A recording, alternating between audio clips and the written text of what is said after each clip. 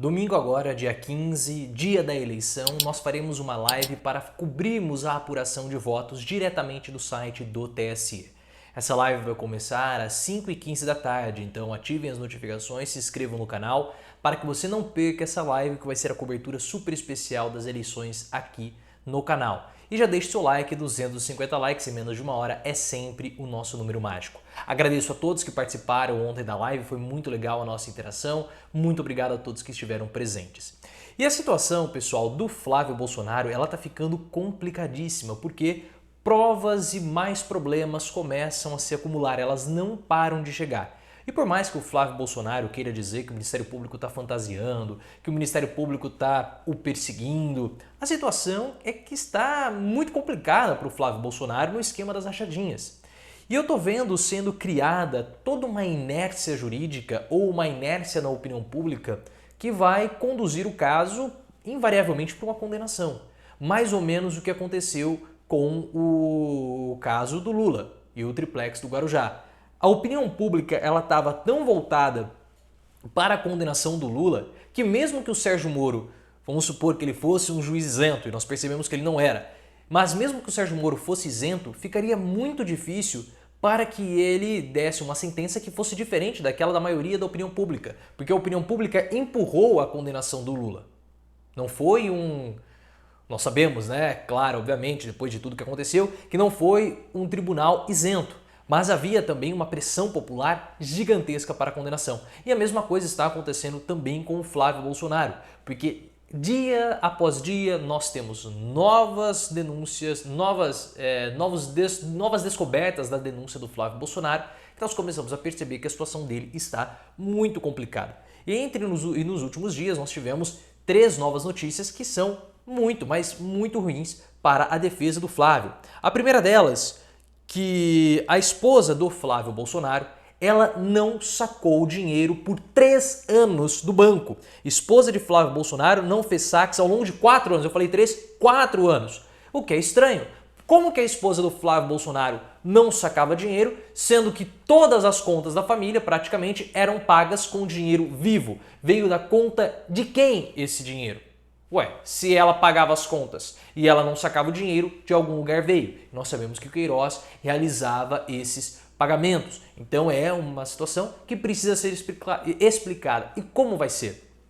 Difícil aí para a defesa. Só vou ler aqui rapidinho. Na denúncia apresentada contra Flávio, o MP do Rio de Janeiro também listou acusações contra a esposa do senador, Fernanda Bolsonaro, indicada como parte do processo que o casal realizava uma série de pagamentos de contas e outras despesas pessoais, utilizando sempre dinheiro vivo, segundo as informações do jornal O Globo. Empregadas domésticas, escola das filhas e até mesmo impostos como ITBI e IPTU eram quitadas sempre em espécie. Um fato que chamou a atenção do órgão é que, apesar do intenso uso da moeda corrente, as contas bancárias do casal não apresentavam movimentação de saque. A promotoria identificou que Fernanda não realizou nenhuma retirada em dinheiro de sua conta entre agosto de 2010 e dezembro de 2014. Então, obviamente, esse dinheiro veio de algum lugar, da conta bancária que não foi. Aí nós temos outra notícia, agora sobre os assessores do Flávio Bolsonaro, diretamente do esquema das rachadinhas. Porque o que é uma rachadinha? Olha, eu vou contratar você, você vai ficar no meu gabinete, mas uma parte do seu salário vai voltar para a minha conta. Era assim que funcionava. O Fabrício Queiroz recolhia parte do salário dos assessores e depositava na conta do Flávio. Assessoras fantasmas de Flávio Bolsonaro recebiam mesada mensal de até, claro, mesada é mensal, né? Recebiam mesada de até R$1.900. Denúncia expõe funcionárias em situações similares à da funcionária que admitiu participação na rachadinha. Senador nega irregularidades. Vamos ler aqui mais uma vez.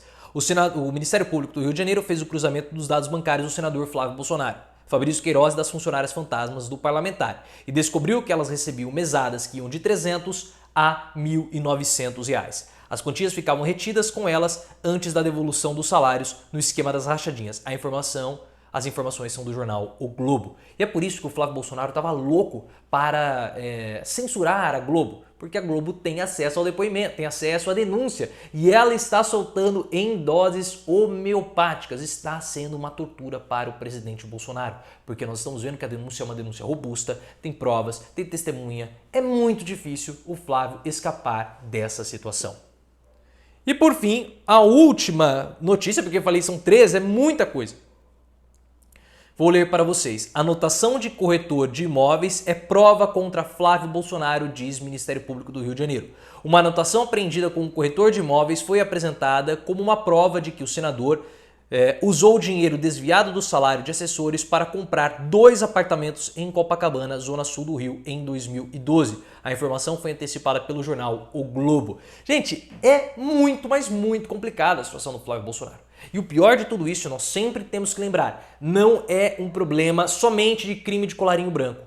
Porque o Adriano da Nóbrega, miliciano do Rio de Janeiro, chefe da milícia escritório do crime, o suposto chefe da milícia escritório do crime, a milícia suspeita de ter matado Marielle Franco.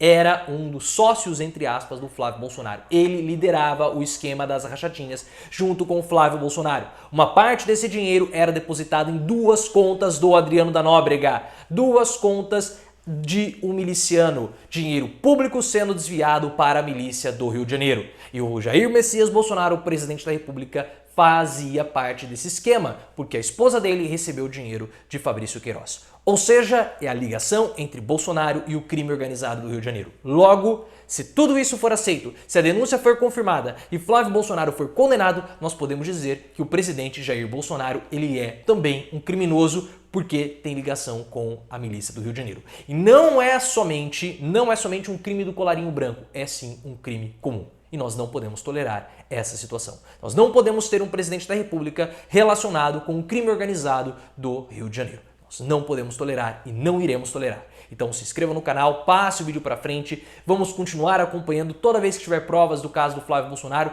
trarei aqui para vocês, porque nós precisamos continuar averiguando. Flávio Bolsonaro quer escapar, quer agora usar o foro privilegiado, mas nós não podemos deixar.